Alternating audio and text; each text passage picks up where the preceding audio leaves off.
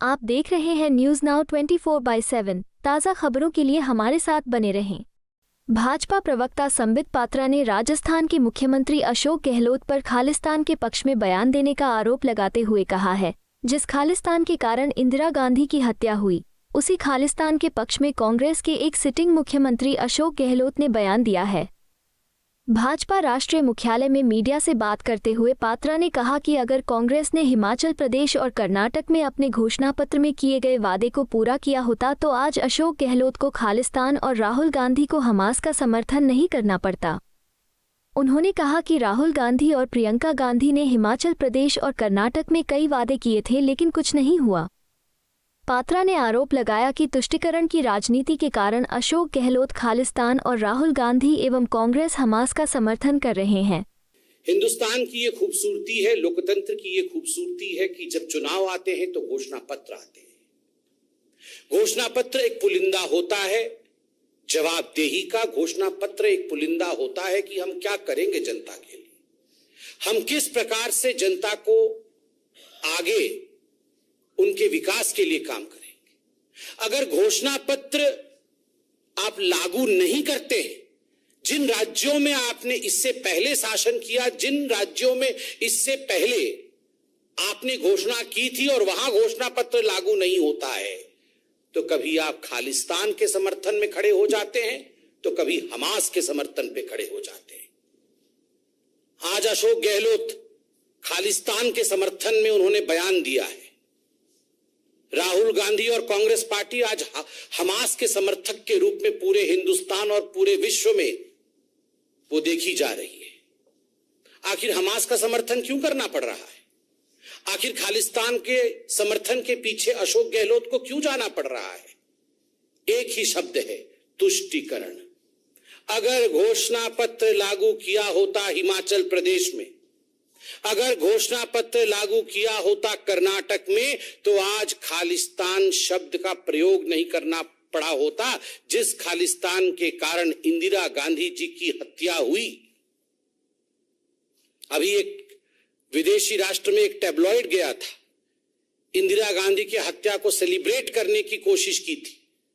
भारत के सरकार ने खड़े होकर उसका विरोध किया था और आज एक कांग्रेस के सिटिंग मुख्यमंत्री खालिस्तान के लिए बोल रहे हैं। इसलिए बोल रहे हैं क्योंकि घोषणा पत्र ना तो हिमाचल प्रदेश में लागू हुआ और ना ही कर्नाटक में लागू हुआ। मैं लेकर आया हूं घोषणा पत्र। हिमाचल प्रदेश में क्या घोषणाएं की थी, कर्नाटक में क्या घोषणाएं की थी और अंततोगत्वा किस प्रकार से उनका हश्र, उनका अंजाम नकारात्मक रहा, वो इंप्लीमेंट नहीं हुए भी तो इस प्रकार से हुए कि मिलने के बदले देना पड़ा, लेने के बदले देना पड़ा। आप देखिए, जहां तक हिमाचल प्रदेश का सवाल है, जो सबसे बड़ी घोषणा की गई थी राहुल गांधी जी द्वारा और प्रियंका वाड्रा जी द्वारा, वो क्या थी? युवाओं को लेकर थी कि हम सत्ता में आएंगे हिमाचल प्रदेश में। पहली कैबिनेट की बैठक में 5 लाख युवकों को रोजगार दी जाएगी। 5 लाख युवकों को, 1 लाख नहीं, 2 लाख नहीं, 20,000 नहीं, 25,000 नहीं, एक साथ 5 लाख युवकों को नौकरी दे दी जाएगी। और वो भी कोई 10-12 कैबिनेट में नहीं, पहली कैबिनेट में इसकी घोषणा होगी। कुछ नहीं हुआ। कई कैबिनेट की बैठक हो गई, लगभग 11 महीने की सरकार हो गई है, कुछ नहीं हुआ। आज का टैगलाइन है, कुछ नहीं हुआ। दूसरी बड़ी घोषणा क्या थी प्रियंका वाड्रा जी द्वारा? प्रियंका जी, आप तो आज पहले हमारा चैलेंज भरतपुर वाला एक्सेप्ट करिए और ये दूसरा चैलेंज मैं आपके सामने रख रहा हूं। आपने हिमाचल प्रदेश में सीना ठोक के कहा था, आपने सर उठाकर कहा था हिमाचल प्रदेश में कि हम 22 लाख महिलाओं को 1500 रुपए मुआवजा देंगे। 1500 रुपए प्रति माह मुआवजा 22 लाख महिलाओं को। लाख तो ऐसे बोलते हैं जैसे पता नहीं। 5 लाख युवक, 22 लाख महिलाएं, कुछ नहीं हुआ। क्या हुआ? 1150 रुपए और 1350 रुपए जो हिमाचल प्रदेश में जयराम ठाकुर जी की सरकार, भारतीय जनता पार्टी की सरकार जो मुआवजा महिलाओं को दे रही थी, जो पेंशन दे रही थी, उसे बढ़ा करके 1500 कर दिया। 1350 तो हम ही दे रहे थे। आपने कहा था अतिरिक्त 22 लाख महिलाओं को आप देंगे 1500 रुपए। क्या हो गया? भुगतान क्यों नहीं हुआ? कुछ नहीं हुआ। 300 यूनिट बिजली फ्री देंगे, 300 यूनिट बिजली फ्री देंगे, कुछ नहीं हुआ। उल्टा 125 यूनिट जो फ्री जयराम ठाकुर जी की सरकार, भारतीय जनता पार्टी की सरकार हिमाचल प्रदेश में दे रही थी, उसे भी कैंसिल कर दिया गया। 300 यूनिट बिजली फ्री देंगे, कुछ नहीं हुआ। युवाओं के लिए 680 करोड़ रुपए का स्टार्टअप फंड स्टार्ट करेंगे, पहली कैबिनेट की बैठक में। और सब कुछ पहली कैबिनेट की बैठक में ही करने वाले थे। पहली कैबिनेट की बैठक में 680 करोड़ रुपए राहुल गांधी जी युवाओं को स्टार्टअप में देने वाले थे। अंजाम कुछ नहीं हुआ। और तो और प्रियंका वाड्रा और राहुल गांधी जी ने कहा था हिमाचल प्रदेश में जाकर के कि मोबाइल क्लिनिक से हर गांव में हम मुफ्त इलाज पहुंचाएंगे। हर गांव में मोबाइल क्लिनिक जाएगी। पहली कैबिनेट की बैठक में यह पारित हो जाएगी और गांव-गांव में जाके मोबाइल यूनिट काम करेगी। अंजाम कुछ नहीं हुआ। एक भी मोबाइल यूनिट, आप यहां मीडिया के सब वरिष्ठ लोग बैठे हैं, एक भी रिकॉर्डिंग करके लाके दिखा दीजिए कि कहीं मोबाइल यूनिट से वहां चिकित्सा चल रहा है। कुछ नहीं हुआ। पशुपालकों से हर दिन 10 लीटर दूध खरीदेंगे, 10 लीटर दूध खरीदेंगे। यह हिमाचल प्रदेश में कांग्रेस ने अपने घोषणा पत्र में कहा था। गूगल करके अभी निकालिए घोषणा पत्र। हम घोषणा पत्र लेके नहीं आए हैं। कांग्रेस के घोषणा पत्र को हम न छूते हैं न उस पर विश्वास करते हैं। आप जरा रिसर्च कर लीजिएगा, लिखा हुआ था पशुपालकों से 10 लीटर दूध खरीदा जाएगा प्रतिदिन। कुछ नहीं हुआ। मैं तो आज युवकों से कहूंगा, युवकों आज आप ट्विटर में ये हैशटैग चलाइए, कुछ नहीं हुआ। और उसके बाद 2 रुपए किलो गोबर भी खरीदा जाएगा। ये जो लोग गौवंश के खिलाफ थे, दबाव में आके इन्होंने कहा था दूध खरीदेंगे, गोबर खरीदेंगे, उसका भी स्टेटस कुछ नहीं हुआ। ये हिमाचल प्रदेश में स्टेटस है। और तो और हिमाचल प्रदेश में मुख्यमंत्री सक्कू जी, उप मुख्यमंत्री अग्निहोत्री जी और प्रियंका वाड्रा जी ने जाके कहा था कि 63,000 पद अभी खाली है, सरकारी पद। उसमें 37,000 नए पद जोड़ करके 1 लाख लोगों को नौकरी दी जाएगी। तत्कालीन दिया जाएगा, जैसे ही हम सरकार में आएंगे तत्क्षणात नौकरी दी जाएगी। स्टेटस कुछ नहीं हुआ। कुल मिलाकर के ये सब कुछ नहीं हुआ कैटेगरी में। हिमाचल प्रदेश में कुछ नहीं हुआ। अब कर्नाटक में क्या हुआ है इसकी कहानी भी आप सुनिए। आप तो जानते ही हैं, एक ही व्यक्ति के घर से 120 करोड़ रुपए 102 करोड़ रुपए निकल रहा है। ट्रांसपोर्टर, कॉन्ट्रैक्टर, इंजीनियर, जिसको देखो आज कर्नाटक में वो हड़ताल में है। घोषणा पत्र में क्या कहा था? घोषणा पत्र में कहा था कि शक्ति स्कीम लागू होगी, जिसमें महिलाओं के लिए पब्लिक ट्रांसपोर्टेशन फ्री होगा। इंप्लीमेंट करने की कोशिश की गई, नतीजा क्या हुआ? Over crowding. जो लोग शांति प्रिय तरीके से बस में महिलाएं जा पा रही थी, वो आज जा नहीं पा रही। जो तनख्वाह मिलती थी बस ड्राइवर, कंडक्टर और उनके स्टाफ को, आज वो तनख्वाहें बंद पड़ी हैं, डिले हो रही है, तनख्वाहें नहीं जा रही हैं। कितना लॉस हो रहा है इसमें बड़े अच्छे से कर्नाटक की मैं अखबारों में देख रहा हूं। Estimated loss is around 1563 crore रुपए for the KSRTC, Karnataka state road transport corporation का लगभग 1600 करोड़ रुपए का नुकसान है। ठीक उसी प्रकार 770 करोड़ रुपए का BMTC का नुकसान है। 906 करोड़ रुपए का NWKRTC का नुकसान है और 810 करोड़ रुपए का KKRTC का नुकसान है। नुकसान ही नुकसान, इंप्लीमेंट नहीं हो पा रहा है। दूसरा, गृह ज्योति। हम बिल्कुल गृह ज्योति, हर घर में बिजली आ जाएगी, हर घर में मुफ्त बिजली देंगे गृह ज्योति। आज कर्नाटक में गृह अंधकार, ज्योति पहुंच नहीं रही है, बिजली पहुंच नहीं रही है, और इस वादे के कारण आज अंधकार में कर्नाटक डूबा हुआ है।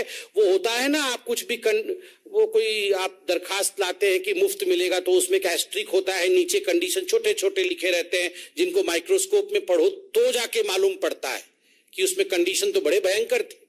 तो गृह ज्योति में भी एस्ट्रिक लगा करके ऐसे कंडीशन लगा रखे हैं कि किसी को गृह ज्योति योजना का लाभ कर्नाटक के अंदर आज कांग्रेस की सरकार में मिल नहीं रहा है, और नतीजा पावर कट, नतीजा टेक्निकल ग्लिच।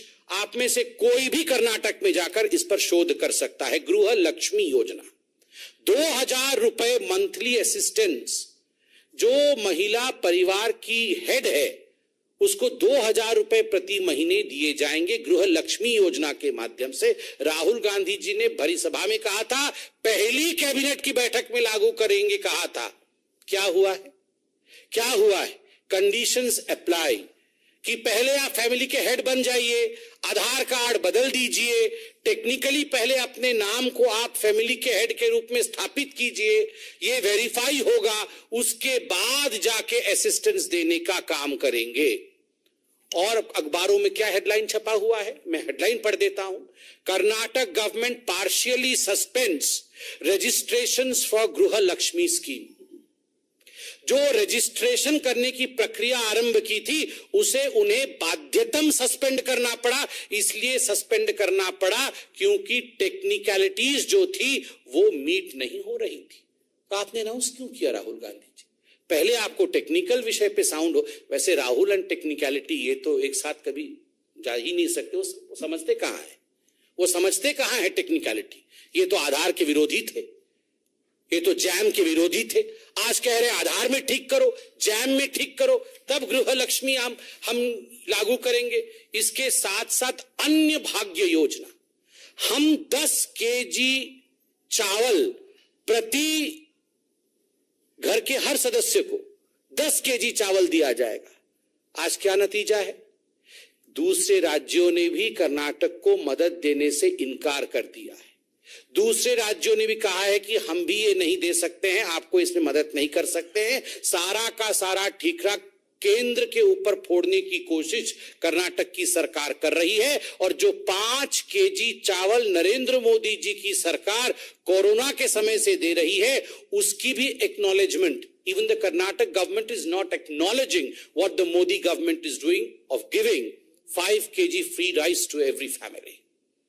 बंधुगण, इतना ही नहीं, युवा निधि 3000 रुपए प्रति महीने कर्नाटक में जो अनएम्प्लॉयड युवक है उसको दिया जाएगा, और 1500 रुपए प्रति महीने जो डिप्लोमा धारक युवक है उसको दिया जाएगा। 3000 जो ग्रेजुएट है और 1500 रुपए जो डिप्लोमा है। स्टेटस कुछ नहीं हुआ, नॉट इंप्लीमेंटेड। आप देख सकते हैं बड़ा बड़ा स्टेटस लिखा हुआ है, नॉट इंप्लीमेंटेड। बंधुगण, आज ये प्रेस कॉन्फ्रेंस हमने इसलिए किया है, और ये पहला प्रेस कॉन्फ्रेंस नहीं है। हम जिन राज्यों में चुनाव हो रहा है, चाहे वो मध्य प्रदेश में हो, चाहे राजस्थान में हो, उन चुनावी राज्यों में भारतीय जनता पार्टी, चाहे छत्तीसगढ़ में हो, चाहे मिजोरम में हो, उन चुनावी राज्यों में, तेलंगाना में भी भारतीय जनता पार्टी जाकर के ये जो विपक्षी दल है अपने घोषणा पत्र में जो लुभावने वादे करते हैं ताकि उन्हें वोट मिल जाए, मगर उनका पालन नहीं करते हैं, इसका खुलासा भारतीय जनता पार्टी हर राज्य में करेगी। और भारतीय जनता पार्टी सीना ठोक के आज चैलेंज करती है, ऐसा कोई स्कीम नहीं है जो मोदी जी ने वादा किया है और डिलीवर नहीं किया है। हमने कहा था राम मंदिर बनेगा, बना।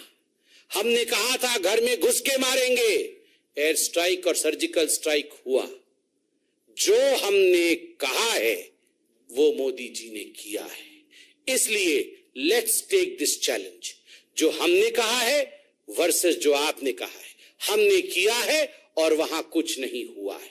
मगर इन सबसे पहले प्रियंका गांधी, प्रियंका वाड्रा जी से मेरी गुजारिश है, क्योंकि ये बहुत सेंसिटिव विषय है, मेरी गुजारिश है कि भरतपुर वाले विषय में तुरंत वो भरतपुर के लिए रवाना हो, और वहां जाके प्रशासन को सस्पेंड करे, वहां जाके गहलोत जी की तरफ से क्षमा याचना करे। और खालिस्तान पर भी जो गहलोत जी सोचते हैं, क्या वही गांधी परिवार सोचती है? हमास पर तो क्या सोचती है वो हम जानते हैं, मगर खालिस्तान पर जो अशोक गहलोत सोचते हैं, क्या वही प्रियंका वाड्रा और राहुल गांधी सोचते हैं? इसका जवाब भी आज प्रियंका वाड्रा दे। आपको यह वीडियो पसंद आया हो तो इसे लाइक करें, हमारे चैनल को सब्सक्राइब करें।